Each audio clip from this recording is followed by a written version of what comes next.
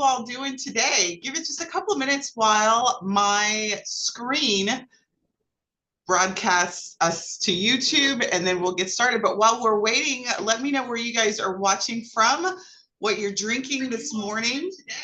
Let me mute. We are live now on YouTube. And so let me know where you guys are watching from. I'm going to see if I can do a good job and look at my screen and catch where everybody is listening in from. We've got a good crowd live today, so I'm excited to have you guys here. All right, we've got, so welcome Dottie, nice to have you. Micah, I think I'm pronouncing your name right. Denise, good to see you. Valerie, nice to have you on. Dolores, Alabama, awesome. Drinking medicinal ball from Starbucks. A medicine ball, not medicinal, medicine ball. All right. We've got, did I catch everyone? Hey, Tanya, nice to have you on, Florida. Valerie, nice to have you on. I traditionally do not get a good job of recognizing and saying hi to those people that join us live. So I want to do a better job and be conscientious of that, taking time at your lunch breaks to join me live. So Natalia, Natalie, hopefully I said your name right. Georgia, good afternoon. I'm also from Georgia. All right, so welcome to our second episode. And for those that are new to me, welcome to our Travel CEO session. My name is Sunday Gardner, and today we are going to talk about a hard truth that most people don't talk about or don't want to tell you, and that is selling trips is keeping you stuck. And so last week, we talked about why hustling harder isn't the answer. And so hopefully you guys took my challenge. I didn't see too many people inside the group posting, but we did talk about how to get away from that hustle mentality and really shift into a CEO mentality. And so today we're going to show how we need to stop playing the price matching game and start running a real travel business. Are you guys game? Let me know in comments if you guys are game for that and you are ready to go. By the end of this session, it is my hope that you'll know exactly what you need to do to position yourself to attract the types of clients that are interested in remarkable experiences and not just another trip. So welcome again for those of you all who are joining. So let me get myself a little bit in order.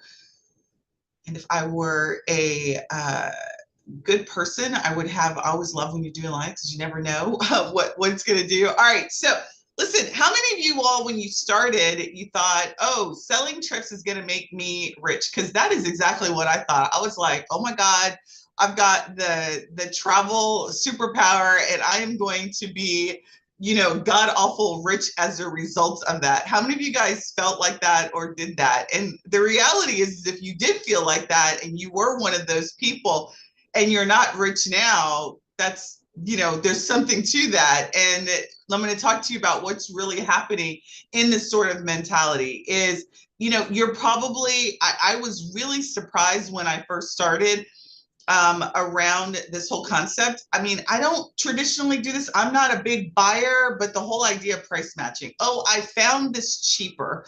Let me, can you beat this price? I don't really typically do that. So I was surprised when that became sort of a thing. How many of you guys, is that a thing for the clients that you work with?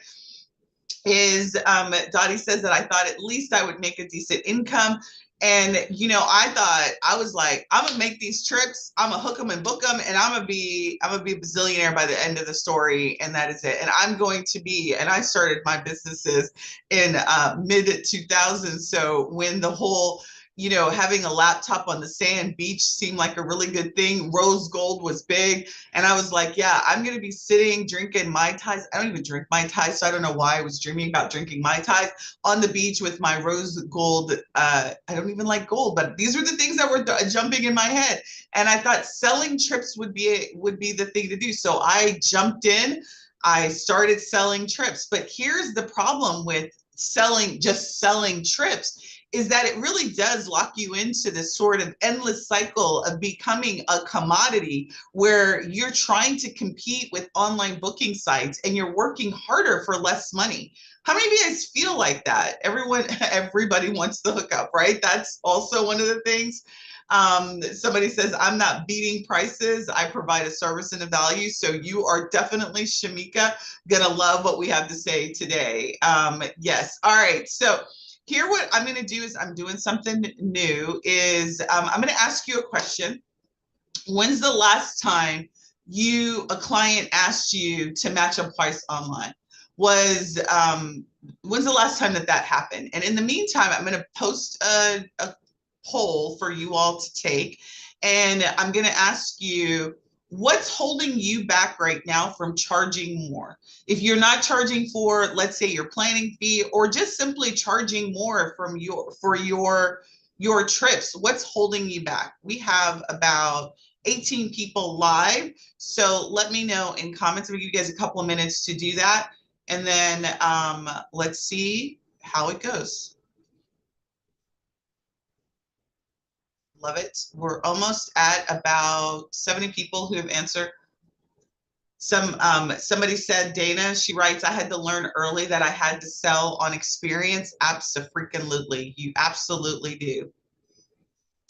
All right, so we are good. All right, so we have about 100%, almost one person didn't answer. And so we have about what's holding you back. The majority of people, 35% of you all said you don't know how to position yourself. And that is really what is going to set you apart from online booking sites and people coming to you and asking you to match a price. And so let me give you an example of a client that I've worked with in the past. And she's just like many of you, her name is Jasmine, and she runs her travel business. Unfortunately, like many of you, she may run it. She's got a full-time job. At the time that we were working together, she had a full-time job, and she considered it to be sort of her side hustle. She wanted to make a couple extra bucks. She was selling 1 to 2 Caribbean trips a month. She was charging $50 for a planning fee. How many of you guys are charging that for your planning fee? How many of you are charging less than $150 for your planning fee? Let me know in the comments, because I'd love to see kind of where you guys are at. Jasmine, she was charging $50 for planning fee. She's charging $25 a person, $50 for couples. And she felt like she was competing with online prices. She was making about $300 to $500 per booking in commissions. Does any of that sound familiar? Does that sound like your story? So some of you guys are saying that you charge $50 a person, $75 a person, $100 for groups, which is, depending on how big of the group, that could be, maybe a couple of dollars per person, depending how big. Some of you aren't charging a fee at all. All right, so it does sound familiar, but here's where Jasmine sort of deviated. She was spending hours on creating the perfect itinerary, spending hours poring over review sites, looking at suppliers, piecing it together. And she kept getting clients that were asking her to price match her trips. So she was, again, booking in the Caribbean, and she had a client one time. She told me she had a client who she had spent a lot of time putting together, and she didn't even follow her process, and she didn't charge a fee. And the person came back to her and said, hey, I found this online. Can you match it? And she now is in the position of having to go back and look at the quote that she gave, compare it against the whatever her client gave her, and justify the pricing differences. How many of you guys have had to do that? Ultimately, after doing that extra work, the client still didn't book with her. That's when she realized that something had to change. She needed to stop playing a losing game, which is she does the work, the initial work. She's making pennies on the dollar doing that initial work. Then she's asked to justify it by then comparing it against whatever her client found, as if to say that her client, could find exactly what she found. And then she still didn't get the booking. She didn't get the money on the front end because she didn't charge a fee. And even if she did, she effectively did double the work. She has to compare prices, and she's already done the planning, right, for $50. And then the client did the work. Like, how many of you guys who are charging less than $100, $150, have you had a similar scenario happen to you? I'm going to tell you what Jasmine's doing now after working with me. Right now, she doesn't just sell the Caribbean. She's actually named her trips the insider, the island inside experience, insider experiences. I always have a hard time. That's an alliteration. Island insider experiences. And so she no longer has to compete with online booking because what she's creating are custom beach holidays with private sunset cruises, chef table experiences, exclusive VIP access. She's now charging consistently $250 for her planning fee, and for every request, no exception. So she follows her process 100% of the time, no apologies, no justification. Now, she books now 1 to 2 premium experiences in me a month, and she's averaging about $5,500 per booking with her experiences. The difference, do you want to know what the difference for her is that she stopped asking permission to charge for her expertise. She just charges for it. She doesn't justify for it. She sets her price. She knows what she does. Someone wrote that they, understand that they got to sell on expertise. So you need to charge accordingly. She knows that she is a professional. She's providing professional services, and she's now attracting those clients that want that are craving that. This isn't really, ladies and gentlemen, this is really not about you proving yourself to anyone else, because frankly, the reason that you're not doing it is because you need to prove something to yourself. It's about really deciding the kind of travel business that you want. How many of you all want the kind of travel business that you want to have? That people that want to work with you, you don't have to like get armpit sweats like I used to do when I used to save $50. Now I effortlessly save $500 without any problem for my planning fee. How many of you want that kind of business? How many of you want to stop apologizing or feeling scared for saying what your number is? I often tell my clients, so if you're ever in a class with me and we're talking about planning fees, I said your planning fee needs to put a smile on your face. When you charge it and you do the service, you need to have a stupid grin on your face that is like, yep, that's what I'm charging and that's what I'm worth, right? So once you get to that space, then when somebody comes at you sideways, you won't care because you already know this is what it is that you're doing. So let's talk about how we're going to get there. So right now, today, this is not really about you learning how to sell better. This is really about about completely changing what you're selling. So if you are selling Expedia.com trips, stop it, right? If you're selling trips, and so I want you to kind of get your arms around what I'm saying. I want you to stop creating and designing trips that are shoppable online. Does that make sense? Like if you're not doing anything that creates a unique experience for your client, then you deserve to be shocked. You deserve to have somebody come to you and say, beat this price, because you're not really commanding a premium experience if it's shoppable. Does that make sense? So that's one thing. When you're selling trips only, you're selling something that everyone can get, and you effectively demote yourself to a commodity provider.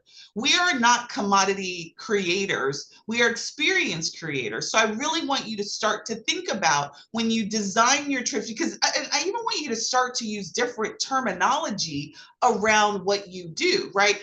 As a standard, we call ourselves travel agents. For the last, I want to say 5 years, I've been trying to change that terminology in terms of how I refer to you all. I refer to you as advisors because that is what you do. Even more than that, you are designing an experience for someone. And so when you just sell a trip, you're not really selling an experience. You're not really creating an experience. So even the language that you use is important. You are delivering something different, right? As an advisor, you aren't a human, Expedia.com. And so I'm going to give you an example of Monique. She used to compete with everyone online. She used to create trips, the selling of the basic trip to New Orleans. And but now she doesn't just sell New Orleans. So she's selling in the United States. She doesn't just sell New Orleans and a basic, let's say, I haven't been to New Orleans in a long time. So she's not just selling Bourbon Street, right? She's actually selling what she refers to as a cultural heritage experience that includes now private cooking classes with local chefs in the New Orleans area, exclusive access to historical events, and stories that people aren't going to be able to find online at Google, right?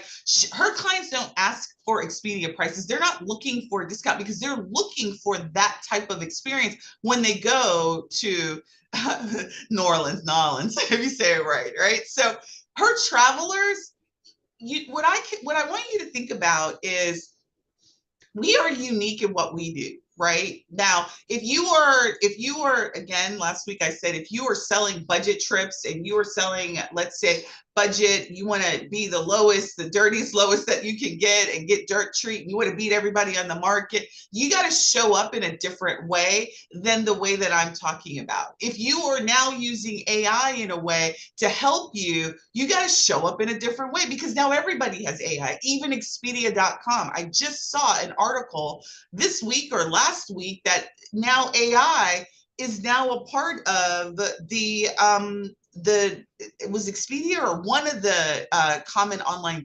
agents. I don't remember, but when I saw that, I was like, we got to even up our game in terms of the way that we use AI. So let me give you some examples on how to do that.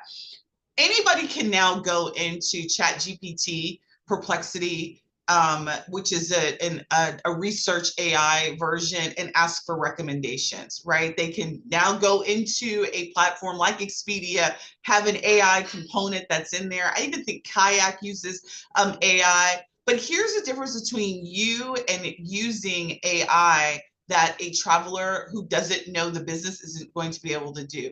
What a travel advisor can do with AI, what sets you apart from the usage of AI is that you can ask AI to help you with recommendations, and you can combine those insights with your expertise, with the way that you vet supplier and the relationships that you have with those suppliers. You also include quality control. You also have backup plans. So if a supplier goes through, you've got a backup supplier that you can use. That is what's going to get clients to stay with you, stick with you, and value your professional services. With regular travelers, they're just using generic AI suggestions. So yes, AI can give you the hotel to go to, the top 5 hotel that maybe people have reviewed, but you need to know who's the person on site that if there's a problem that they need to go to, the best restaurants at that particular site, and if not, how to get the answer to that question, how to understand what to go, who to go to, what to do in the event that something goes wrong.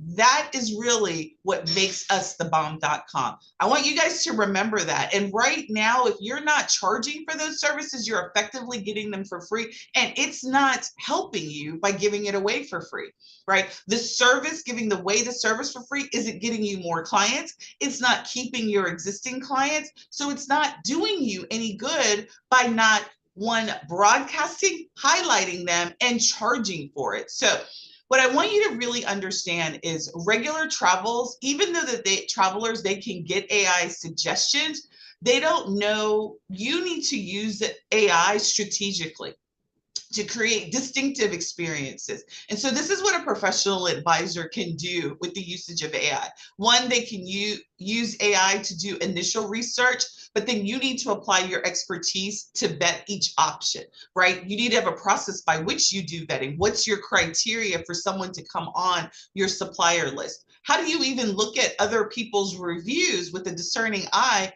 to determine, yeah, there's still something? How do you contact the supplier to get boots on the ground at that location?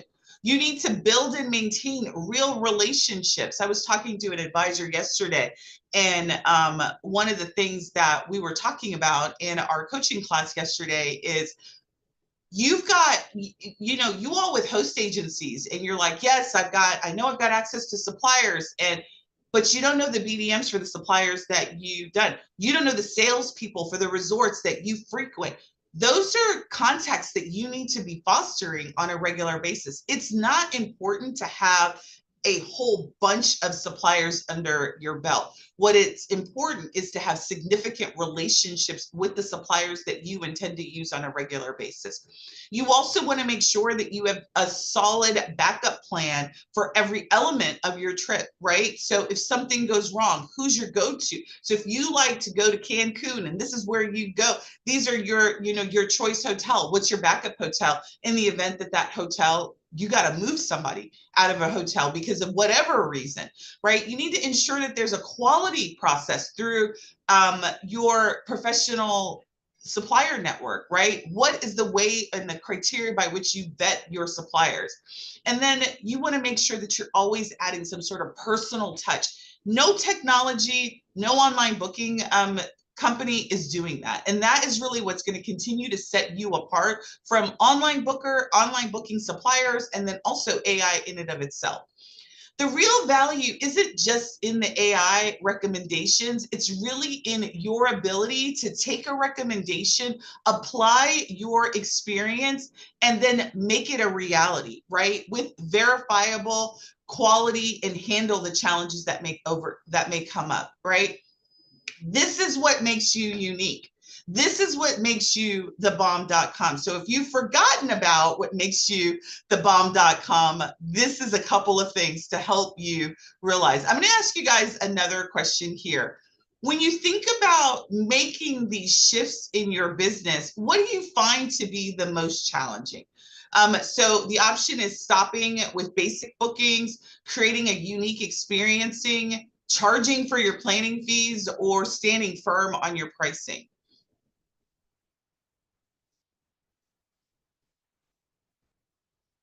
I love AI though. I'm not going to lie. I love AI. I love what it's allowed me to do. It's stretched my ability.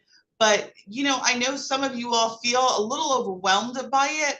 But when it comes to knowing that if you really want to be in the premium space, you cannot be selling basic. Like where are you guys finding the challenges now? We're almost at the 50%. Just need a couple more people to answer. I think we've got a clear winner. And then I'm going to end it now.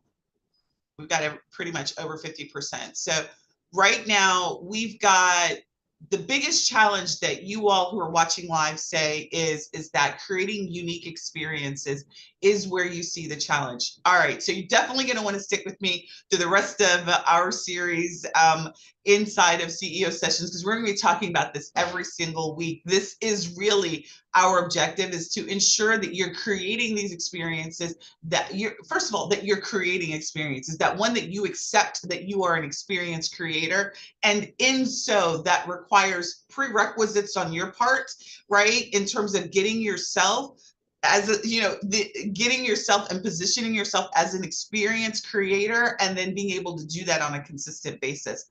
All right, so here are some of the objections that I normally get from advisors. And so I'm going to talk about the objection, and I'm going to talk about ways that you can handle it. So one of the major objections I get from advisors is, I don't know enough about these destinations to create special experiences, which is exactly what the poll said, right? Is that you don't know how to create the experiences. And this is exactly where your superpower is going to come in, right? So as a travel advisor, you have access that the normal person doesn't have, right? With AI, you now have more access than the normal person, because once you get the access, then you just simply need to apply the following to this. And so let's talk about what that is. Anybody can get a set of results from Google, from AI. You can get a recommendations result, right? And so what you are then, if you don't do anything else after you get a result, like let's say, give me the 5 best hotels in Cancun, right? And you could say, give me 5 of the best 5-star hotels in Cancun. You could ask for that. But if you don't do anything else with that, then you're trusting that the results that you get are sufficient. So these are the things that you need to do and this is where your superpower comes in. You need to research and vet the suppliers professionally. You can pick up the phone. You can send an email to get the contact information. Most of the sites will have a business development manager, which is BDM. They'll have a salesperson on staff right there. So if you're thinking about using a resort, you need to let your fingers do the walking, right? Fingers walking on the telephone or fingers walking in the email and reaching out to the supplier and ask questions, vet them out. The second thing is that you need to build a relationship. You need to have an email, a phone number, a person's name that you can reach out to in the event that your client has a problem when they actually go on property, particularly if you're not doing a group trip, right? You need to build relationships not only with the resorts, but with local partners if these are destinations that you want to sell on a regular. Now, if you're selling, let's say you're doing a fit trip and you're like, I'm going to a place I've never been, you still need to do some due diligence. I would still get on the phone with the salesperson and I would ask them, what are the best restaurants that most people in your area go to? And then I would reach out to that restaurant and see, I'd go to their website. I would want to build a relationship, particularly if it's a destination. Now, if it's an investigatory destination that I've never been to and I'm sending someone there, I'm still going to do some level of vetting and some sort of research, right? I'm probably going to take a trip if it's definitely a group that I'm going to want to take there. The next thing is you want to have backup plans for every element of the experience that you create. You guys are creating signature experiences, I hope. And so as such, right, there is a standard set of elements for every trip that you do. A fit group elements are going to be pretty much the same, right? What happens if for some reason you didn't know that the resort is under construction and all the rooms that are only available are smoking, and then your client has smoking problems and you just didn't know that? Like you just did stuff. I mean, I've heard so many advisors that that's happened to, right? You've called, you looked on their website, and you just didn't know, and you've got to move your client to another resort. Where do you move them to, right? Have a backup plan. Understand what the policies are for cancellation and the contingencies that you need to have. Cross-reference reviews and actually verify service quality at your item. So this is your job, right? So if I'm going to sell premium anything, I'm going to be the bomb.com all the way around, right? So I'm not throwing together just some recommendation that some Yahoo put together, Yahoo, get it? Yahoo Travel put together, and I'm going to have vetted. There's going to be a process that I go through to get somebody, a supplier, on my list. Second question objection that I normally get is my clients are used to booking basic trips. Fire them. They won't understand the shift, right? And so listen, this is what not only the client that I work with, her name is Stephanie, but what most people will hear from me is most of your clients aren't going to be used to the shift that you are wanting to make in your business. And here is what I will do is you want to start with showing clients the difference. Here's how, and what I mean by that is you're going to start using the language in your conversation with your clients that not I charge because of this. You want to start to say is this is how I protect your investment. This is how I personally vet my suppliers. This is what happens if something goes wrong. These are the exclusive touches that I've added to your trip to make it special. So you're not saying I'm charging $250 because of this. You're talking through what your process is in a way that's going to connect to your client. Does that make sense? So it's not, again, about just increasing your prices randomly. It's also about increasing the language and the way that you are talking about your services and also talking about the trips that you are creating.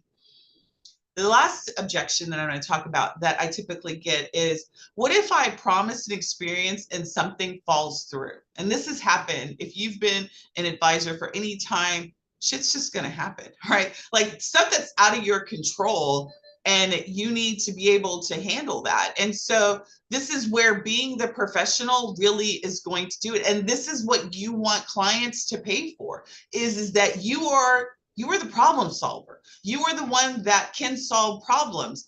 It's not like, I was talking to a client the other day, and she had a wedding, and the client missed the flight. The bride missed the flight. So not just anybody, not anybody in the group. The bride missed the flight, and so she had to reschedule the bride. And frankly, that, and I don't think she even charged for like the whole group trip and all of that. And the trip was just a fiasco from the word go. But that kind of stuff, right? The bride's going through all sorts of stuff, right? Trying to get the dress and the not to forget the dress, not to forget destination weddings are in and of itself. That in and of itself is a specialty. And so just by virtue of being able to solve that problem and have someone to call, right? The commission check alone doesn't cover that, right? The commission that you get with the supplier doesn't cover the fact that you got to rebook all of her flights because she missed the flight, right? Yeah, she's got to pay the difference, but is that a part of your service that you provide? And is that a part of your service menu? Like, that's the kind of stuff that I'm talking about. You are a problem solver. You are a contingency solver. Like, I'm going to be here for you when all hell breaks loose on things that you can't even possibly think about. And I can't even think about. I'm your advocate, right? That has value and you should charge accordingly. All right, how many of you guys are feeling this so far? Like, how many of you guys are feeling, how many of you guys feel like you're already doing this? How many of you guys feel like you got to up your game a little bit based on what we've talked about so far? I'd love to hear. I'm going to take a minute of a sip break. How's this clicking? Need to up my game, got to up my game. All right. Well, you want to get up, you want to up your prices, right? Like, how many of you, hands down, want to up your prices? Want to up your game? I'm doing this, but got to up your game. And so, Alicia, very well. And for those who feel like you're already doing it, it could be that you're just not articulating it. You're not talking about it in a way that really allows people to see your greatness, right? Nobody's going to talk about you like you do. So for those of you who are in corporate jobs or in a job that is not, your business, and you've ever had to do a review, right? They say when you get ready to do a performance evaluation, you need to talk it up because your boss is not going to remember all the amazing stuff that you did over the last year, right? You got to make sure that you document what all those things that you did, how you saved the company all this money, how you did whatever. You got to document it and you got to talk about it. And that's the same thing in your business. No one's going to talk about how amazing you are or translate all of the little things that you do. It's your responsibility to do that. And so when you're talking, and let's say you're having your discovery call and you're talking about, what your process is to get a person out of town, all of those things, you need to translate that into language that says, hey, I am your advocate, right? I am the one that is going to cover when all hell breaks loose, right? And again, you probably won't use the word hell, but you understand what I'm saying, right? You need to make sure that you've got the right language that speaks to what it is that you provide as a service to your client. So you guys are telling me help you up your game, definitely need to up the game, and this is need more testimonials. So here's the thing, and this is a really good call out because again, a lot of people are like, I don't have testimonials, and absent of testimonials, then you need to create your own case studies, and case studies really is your summary of what happened in a particular situation. So if you've had a trip, you've had several trips that you've done and it went well, or there was a lesson learned, document that and talk about that in a way that reveals what the end result and how you saved the day. So when you are low on testimonials, and so that means that you need to up your testimonial game, right? Have a process for collecting testimonials, create case studies. And that's all a case study is you summarizing the details of what happened, the client, the situation, the problem, and how you solved it. And having those in a collection of those that you periodically talk about on a regular basis can also substitute absent of testimonials. Testimonials are great, but in the interim, create yourself some case studies around trips that you've designed for or families that you've helped get out of town. Alicia, I know that you help families with special needs. So if you have any stories of how you help those families with special needs, the problem, the special need that the client had, and what you did, you can recap and post the pictures of the trip and help them. And then, if they're okay with that, then I would ask them for a testimonial. Don't be afraid to ask for the testimonial. All right. So now that we've talked about the objections, now let's talk about how you as an advisor can really start to create experiences that set yourself apart from both online booking engines and other travel advisors who aren't necessarily doing that. So let me give you an example of a client who took her Greece trip. And so while everybody, if you've ever been to Greece, pretty standard itinerary that people are doing, Santorini, I think I'm pronouncing that right, Athens, and maybe you're going to one of the other Greek islands. And so my client, instead of just calling it the, glorious Greece or whatever your supplier may call it, she now calls her experience the insider Greece experience. And this is what she does. So during her professional research phase, she uses AI to identify unique experiences. Actually shared a prompt with you all.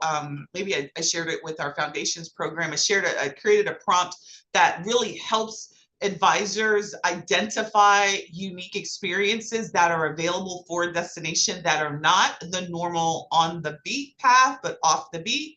She cross-references those with her supplier network, so the people that she knows in that destination, and then uses AI to help her identify potential contacts for her to use to vet. And then she personally vets each of the components of her trip. She builds a relationship with a local partner. That's her signature destination. So even though she may not have used them, she has contacted them. She has asked important questions. She's asked for verification, right? So, one of the things that I'm looking at is when I'm working with a vendor, I'm looking at their menu. I'm looking at what's different about their menu compared to sort of the regular locations that people are doing. She's creating an exclusive combination that you can't find online. So you need to understand what's sort of the going rate, even with some of these suppliers, like some of the suppliers that we're using, right, that are becoming sort of known suppliers, their itineraries are the same. But just because the itinerary is the same doesn't mean that you can't pick up the phone and be like, can we have the following XYZ? Number two thing that she's doing after she's done the professional research phase is she's doing what I call is an experience design. She's adding private, unique activities, right? So for her Greece trip, what she specifically does is that she's adding a private sunset tasting with a local, I always have a hard time with this word. It's a veneer, a wine taster, right? Arranges a photography session, right? So everyone knows with Greece, common picture is the flying dress on top of the white. I don't even remember what the name of those buildings are, right? But the white with the blue settings into that background, that's sort of a common thing, right? But creating a photo session, that if that's what the client wants to have, the flying dress, but that's sort of the common thing that everybody's doing, having a different type of photo session, finding a photographer on Greece that is going to do a unique, particularly if it's a couple or if it's a family, a unique type of photography. So again, I don't want to flood, like if you see what's in TikTok in the timelines for your eyeline, what can you do? And if you don't know what to do, this is where AI really can help you create something that's going to be different, that isn't what everyone else is doing.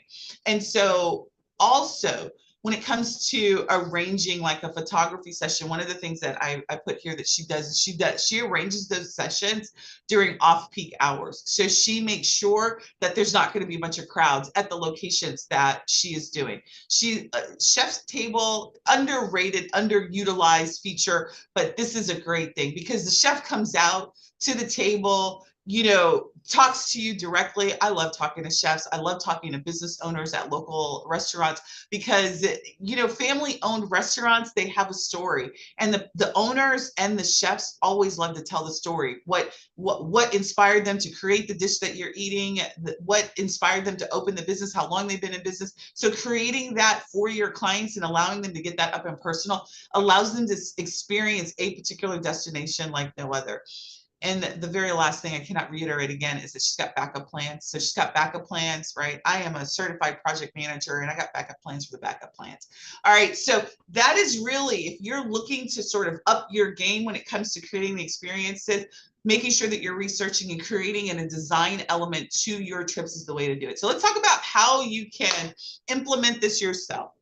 Step one, start with the destination that you love, right? How many, like, give me comments of your like favorite destination that you just want to sell in the next 12 to 18 months. You want to sell the heck out of those destinations. Now, if you're one of those advisors that don't have a destination in mind, pick one. You need a signature destination. If you want to up your game, you want to be sending people to a destination that you sell like the back of your hand. You know it like the back of your hand. You know everything about it, or this is what you want to know everything about. Aruba. So Dana says Aruba.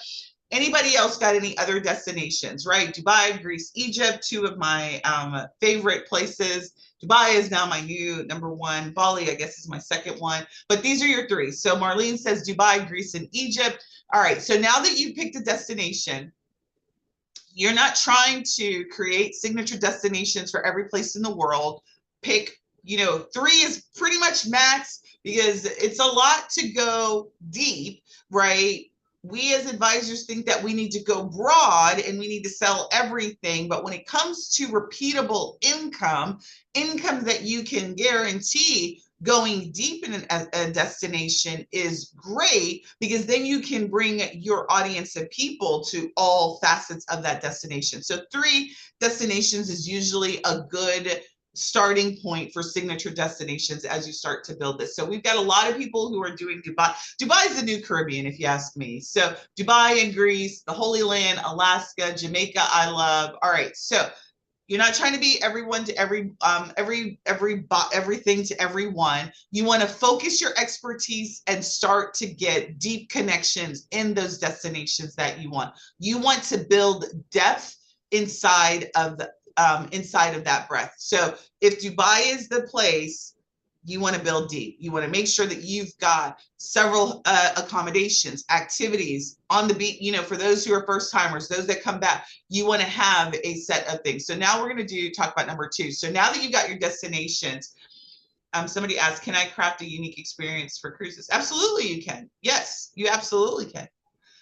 So step 2 is you create your experience framework and the reason why I say that you can, Dolores, is because every cruise line, there's itineraries that you can say, these are the choice itineraries that I want to sell. Like I want to sell, somebody just said Alaska. And so I have a client and she wants to specialize in Alaska. Princess Cruise specializes in there. So that's going to be her choice cruise. That's the itinerary that she wants to sell. Every cruise stops at port. Every cruise that stops at port, those are relationships that you can start to forge at the ports, and activities that happen at those ports, right? So that is a way that you can do it, particularly with cruises. Before and after experiences with cruises is another way to do that as well.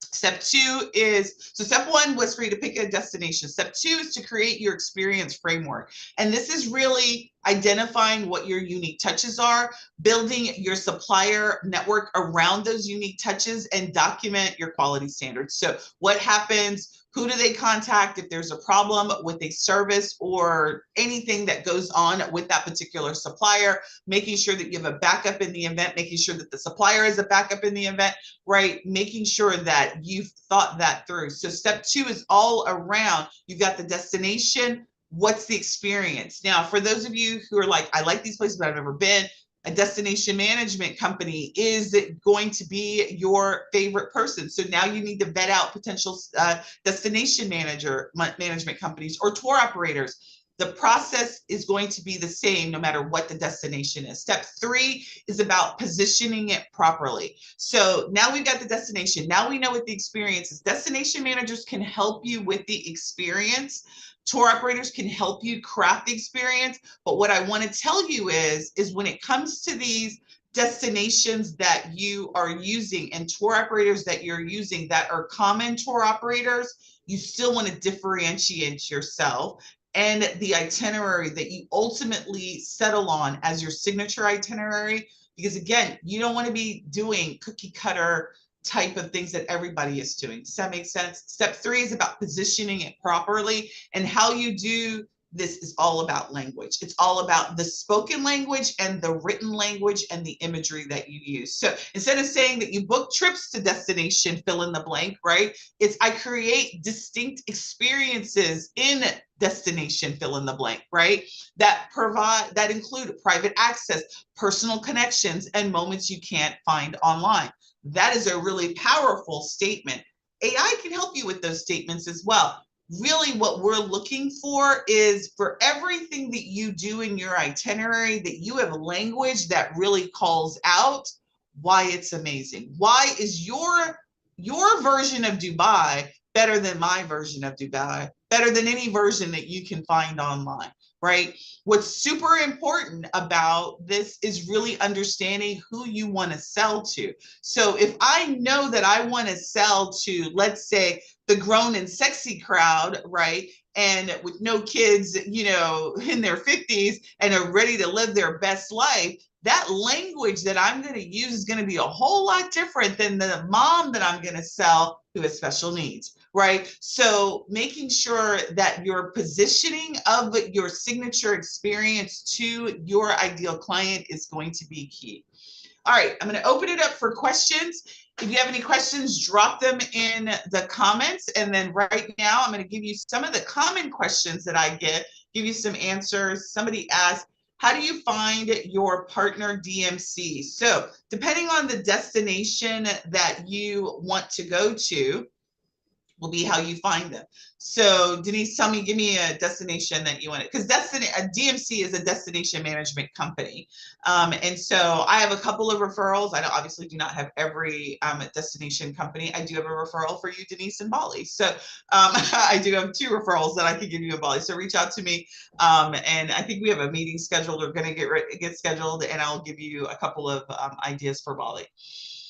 So your network. So within our CEO network community, that's going to be a powerful community to ask, who have you guys used for a destination management company? And even though you get recommendations, you still want to vet them.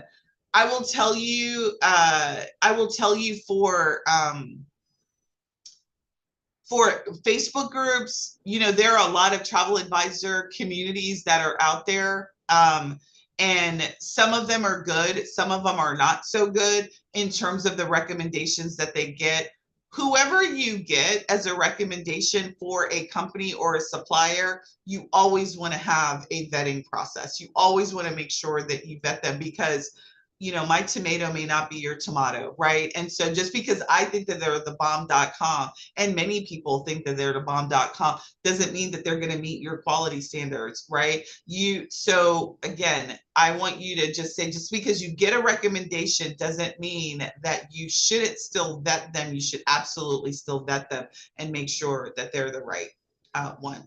All right, so one of the questions I get, which is exactly what you guys are asking, is how do I start building these supplier relationship?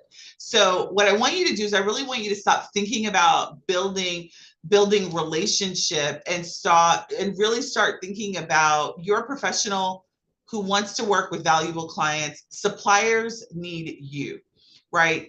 It's not really the other way around.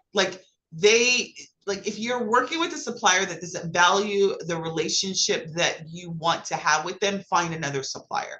What I will tell you is definitely in the post-COVID world, suppliers were swamped with, requests. They were not getting back, so pre-COVID, suppliers were at your beck and call. I'm here. What do you need? I'll take you to lunch, take you to breakfast, lunch and dinner. I'll buy you, a nice meal.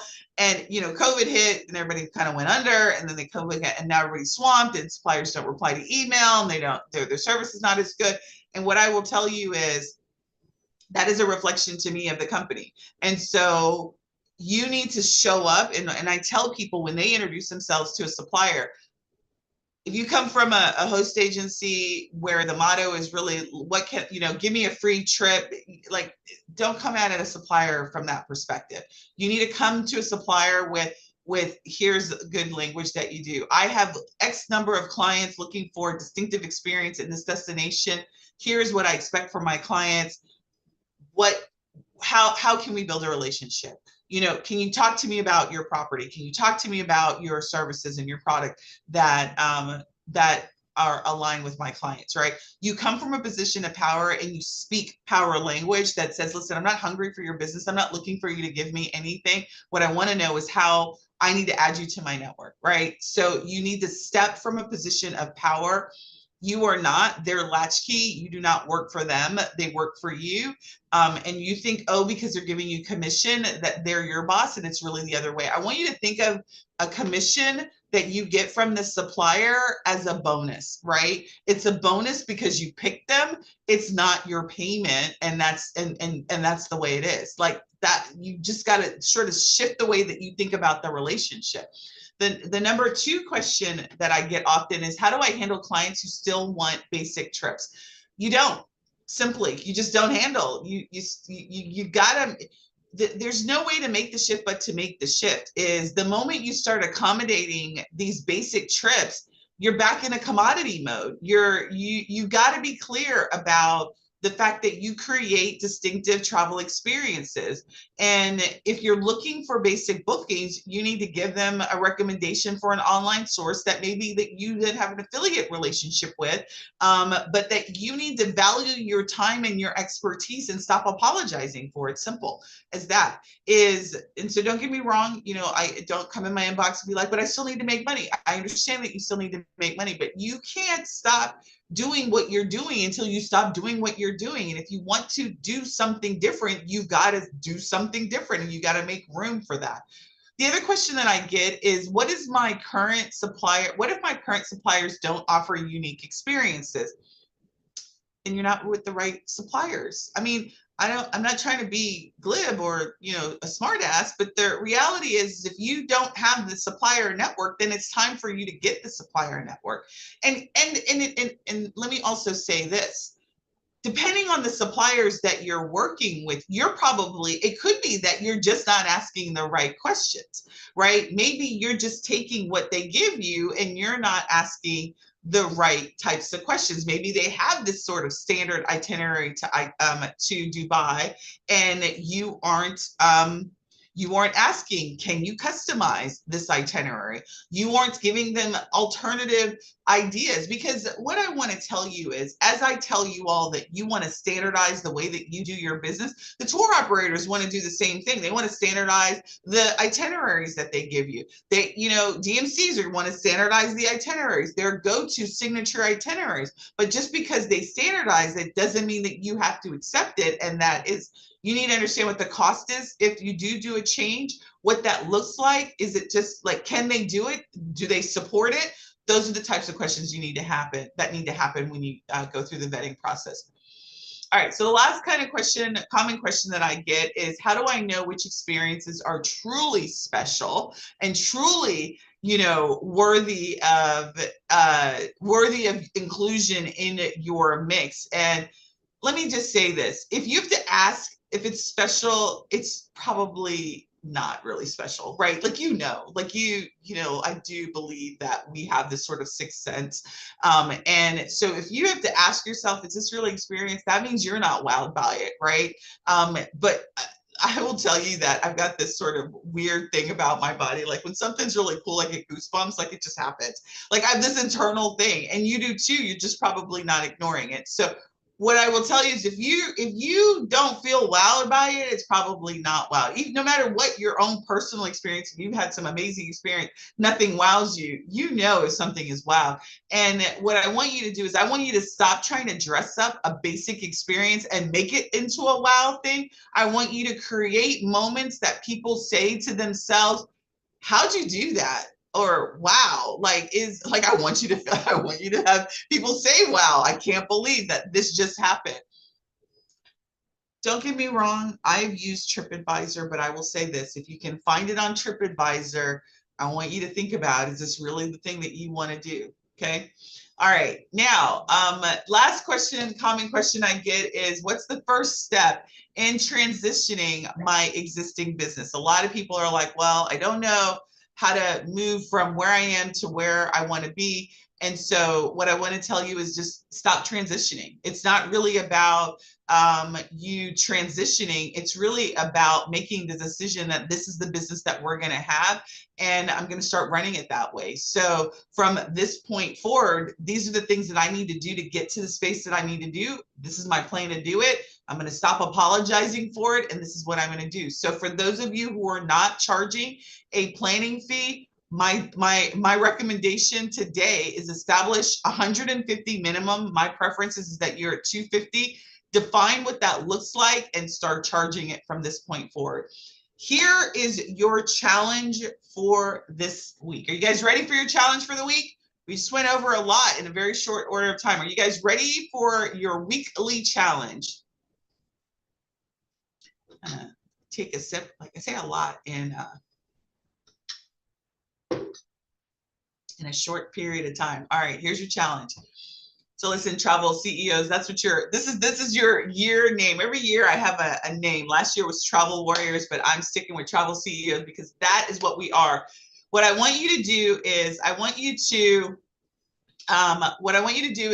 to completely rewrite how you talk about what you do.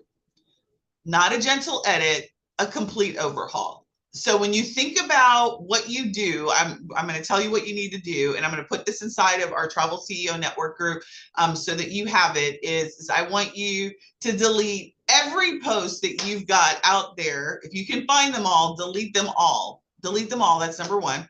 Those posts that you're telling people you're just another booking agent, right? You know, I got this trip and it does blah, blah, blah. I want you to delete them. Then I want you to write. So number two is then I want you to write a new introduction about who you are.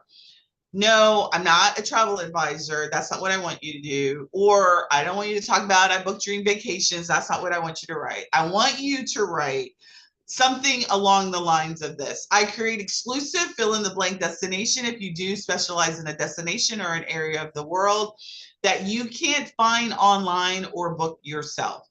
I design private access moments in that destination or for your fill in the blank type of client who wants something extraordinary. That's just an example of an introduction statement. All right. That's number two. Number three, I want you to take one of your standard bookings that you just did. Let's just say you just did it this week, last week. I don't care what it is. And I want you to turn it into something distinctive. I don't want to see any activities that someone can go Google, right? So if you've got a tour operator that you're always using and they do Dubai and they're doing the desert tour and they're doing the Burj Khalifa and they're doing, what's the other standard one? I want you to go find 2 activities to replace those activities. And I want it to be distinctive. And then show me what you got inside. Show me what you got, like a pork chop. And show me what you got inside of the Travel CE Network. I'm going to put this challenge text in there. You can reply to that. And if you put your post in there, I don't know that I see them unless you tag my name. If you tag my name, I'll actually get an email and I will know that it's there, or you'll catch it when I do my my group reviews. And I want you to post it inside of our Travel CEO Network. And then I will give you my feedback on your statement. And then if you want to give me a little bit about what you've swapped out your itinerary, I'll give you some feedback on there. All right, that is your challenge for the week. So let's be real, ladies and gentlemen. If you want to see a change, you got to make a change. If you want to stop just selling trips, you've got to, where people can't go and shop you and say, I found this online. You got to start designing trips that can't be found online. You got to start creating these kinds of experience that showcase your real value and showcase why you are thebomb.com. And so listen, this week, if you guys do not already have our magnetic niche workbook, which really shows you how to identify the type of client that you want to position for these destinations that you want to get, you'll want to go ahead and grab it. It is yet another stealer of a price. There's an actual workbook with a collection of niche identifying ideas in order to craft your own specific niche in terms of what you want. You'll get that at onlinetravelboss.com/magnetic niche. It's only $3. And this really isn't about making small changes. We are really completely shifting how you run your travel business. And I cannot wait to see how you guys are doing it. So we covered a lot in today. We only have an hour, got to actually run. And so what I want to do is just give you a sneak peek when you join me next week. We will be talking about pricing next week. So you're not going to want to miss this. We're going to be talking about the pricing trap and how the industry keeps you underpaid and ways that we can break that cycle so that you can maximize not only the money in your pocket, but your bottom line. So a couple of housekeeping, you want to join us inside of the Travel CEO community. If you are not there, you'll just go to onlinetravelboss.com/CEO network, and that will get you right inside of our community. And I will see you all next week, same bat channel. Thanks for joining me live. You guys have a great rest of your day.